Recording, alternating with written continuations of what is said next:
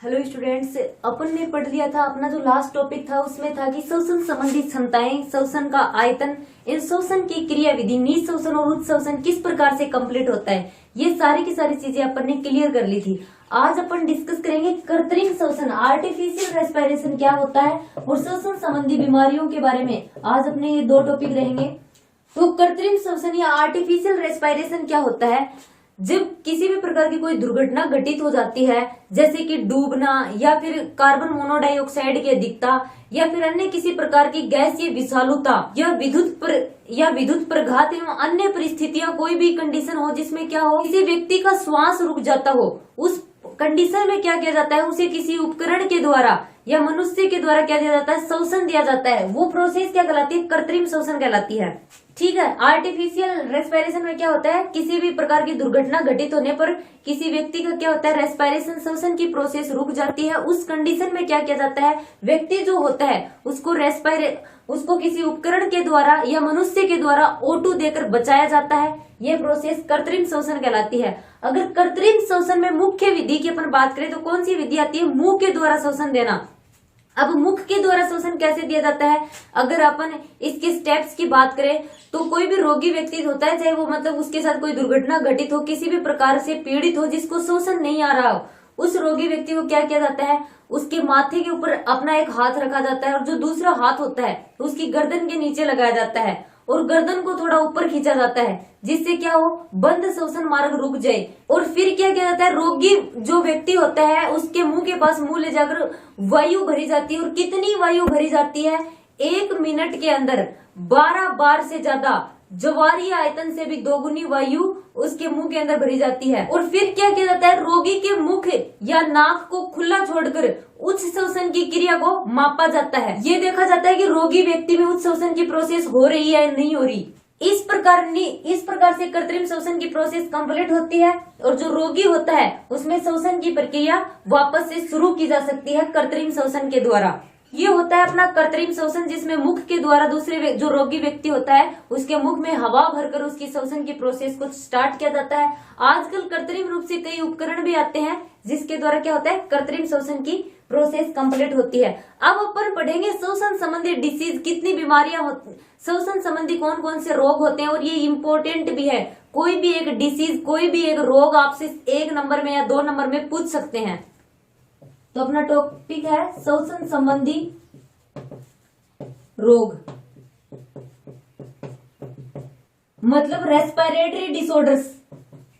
सबसे पहले अपन बात करेंगे अस्थमा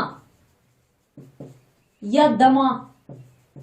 अब अस्थमा क्या होती है? अब अस्थमा जो है अपना, ये रोग किस वजह से होता है? ये धुआं, धूल के कण, परागकण, ठंड, इनसे क्या होता है, एलर्जी की वजह से क्या हो जाता है, अस्थमा हो जाता है। ये रोग के कारण होते हैं। मतलब क्या होता है, कुछ व्यक्ति होते हैं जिनमें क्या हो जाता है, एलर्जी होती है। एलर्जी किन से हो जाती है? जैसे परागकण हो गए, धूल के कण हो गए, धुआं हो गया, इन सब से एलर्जी हो जाती है, जिससे उनमें क्या हो जाता है, अस्थमा रोग हो जाता है। और इस अस्थमे में क्या होता है, फिर अस्थमे में क्या होता है कि व्यक्ति जो होता है उसको श्वास लेने में कठिनाई अनुभव होती है, उसको खांसी आती है। उच्च श्वसन की जो प्रोसेस होती है, उस उच्च श्वसन की प्रोसेस में क्या होता है, आवाज आने लगती है, सीटी बजने जैसी आवाज आती है। जब व्यक्ति को अस्थमा का दौरा जब पड़ता है उस टाइम क्या होता है, श्वास, जब उच्च श्वसन की प्रोसेस होती है उसमें सीटी बजने जैसी आवाज आने लगती है। जो श्लेष्मा जो होता है उसका निर्माण ज्यादा होने लग जाता है और श्वास नली जो होती है उसमें सूजन आना स्टार्ट हो जाती है। ये होते हैं अस्थमा के लक्षण। अब अगर अपने अस्थमा के बचाव की बात करें, इस रोग से किस प्रकार बचा जा सकता है, तो इस रोग से बचने का एकमात्र उपाय यही है कि एलर्जी कारकों से दूर रहे। एलर्जी कारक कौन से? जिन कारकों की वजह से अपने को एलर्जी हो रही है, चाहे वो धुआं हो, परागकण हो, किसी भी वजह से अपने को एलर्जी होती है, उन सब से दूर रहकर अपन अस्थमा से बच सकते हैं। और अगर उपचार की बात करें तो इसके लिए एंटीबायोटिक अपने को मेडिसिन यूज में लेनी चाहिए। सेकेंड डिसऑर्डर की अपन बात करें तो श्वसनी शोथ ब्रोंकाइटिस। इसमें क्या होता है, श्वसनी शोथ क्या होता है, अधिक धूम्रपान की वजह से क्या हो जाता है, श्वसनी शोथ हो जाता है। सिगरेट की धुएं से क्या होता है, अधिक श्लेष्मा बनना स्टार्ट हो जाता है, जिससे क्या होता है, अपनी श्वसनी जो होती है उसमें सूजन आ जाती है ज्यादा धूम्रपान की वजह से, जिससे क्या हो जाता है, श्वसनी शोध हो जाता है। अगर लक्षण की बात करें तो कौन से लक्षण दिखाई देते हैं इस डिसऑर्डर में, इस बीमारी में होता है, इसमें श्वसनी की आंतरिक सतह जो होती है, श्वसनी की आंतरिक सतह पर सूजन आ जाता है, जिससे लगातार खांसी आती रहती है। श्लेष्मा का आना प्रारंभ हो जाता है। हरे पीले कफ जो होता है वो आना प्रारंभ कर देता है इस डिसऑर्डर में। अगर अपन श्वसनी शोध रोग से बचाव की बात करें तो धूम्रपान जो होता है उससे दूर रहना चाहिए, हमें धूम्रपान नहीं करना चाहिए। अगर उपचार की बात करें तो अपने को एंटीबायोटिक मेडिसिन यूज में लेनी चाहिए। डिसऑर्डर की अपन बात करें तो वात स्फीति इंपॉर्टेंट भी है भाई, ये वात स्फीति, इसके ऊपर क्वेश्चन पूछ सकते हैं। तो ये वात स्फीति होता है, ये भी किसकी वजह से होता है, ये भी अत्यधिक धूम्रपान की वजह से होता है। अत्यधिक धूम्रपान की वजह से फेफड़ों में उत्तेजना बनी रहती है, जिनसे क्या होता है, जिनसे अपनी जो ये वायु कूपिकाएं होती हैं, ये वायु कूपिकाएं धीरे धीरे नष्ट होना प्रारंभ कर देती हैं। तो क्या होता है, अपने फेफड़े जो होते हैं, फेफड़ों में वायु के स्थान जो होते हैं वो फैलकर बड़े हो जाते हैं और श्वसन की सतह जो होती है वो घट जाती है। वायु के स्थान फैलकर बड़े हो जाएंगे और श्वसन सतह का क्षेत्रफल जो होगा वो वात स्फीति रोग में घट जाएगा। और उच्च श्वसन की जो प्रोसेस होती है, उस उच्च श्वसन की प्रोसेस के बाद भी फेफड़े जो होते हैं उसमें वायु भरी रह जाती है। श्वसनी होती है उसमें सोजन हो जाता है, अत्यधिक मात्रा में कफ बनना स्टार्ट हो जाता है। क्या होता है, श्वास लेने में कठिनाई अनुभव होने लगती है। ये हो गए इसके लक्षण वात स्फीति रोग के। और अगर बचाव की अपन बात करें तो इसमें क्या होता है, अपने को इससे धूम्रपान जो होता है उससे दूर रहना चाहिए। इस रोग में एंटीबायोटिक जैसे अपने को डॉक्टर सलाह दे वैसी मेडिसिन यूज में लेनी चाहिए। अगर नेक्स्ट डिसऑर्डर की या बीमारी की अपन बात करें तो क्या है, निमोनिया।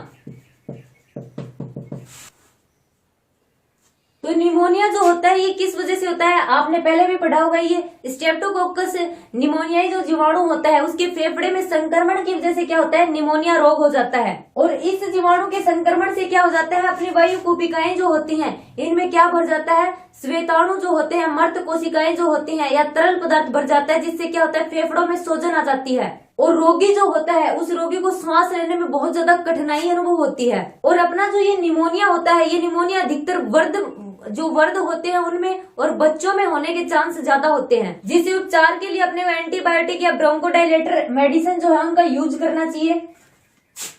अगर नेक्स्ट डिसऑर्डर की बात करें तो फेफड़ों का कैंसर।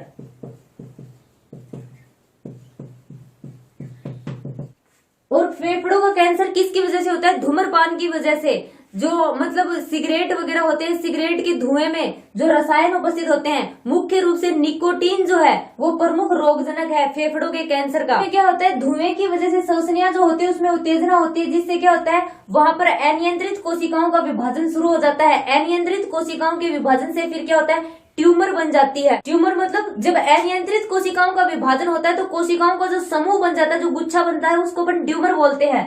तो अनियंत्रित कोशिकाओं के विभाजन से ट्यूमर बन जाता है और धीरे धीरे ये क्या होती है, कैंसर पूरे फेफड़े में फैल जाती है और पूरा का पूरा फेफड़ा क्या हो जाता है, कैंसर से ग्रसित हो जाता है। जिससे बचने के लिए अपने को क्या करना चाहिए, धूम्रपान से दूर रहना चाहिए। इनके बचाव की श्वसन संबंधी जितने भी रोग हैं उसमें मोस्ट बचाव का वर्ग यही है कि अपने को धूम्रपान से दूर रहना चाहिए। नेक्स्ट और लास्ट डिसऑर्डर की अपन बात करें तो सिलिकोसिस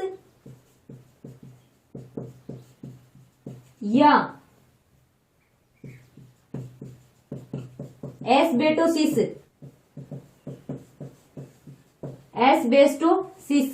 सिलिकोसिस या एस्बेस्टोसिस क्या होता है, ये वायु प्रदूषण के कारण होने वाले रोग होते हैं। वायु प्रदूषण के कारण क्या होता है, सिलिकोसिस या एस्बेस्टोसिस।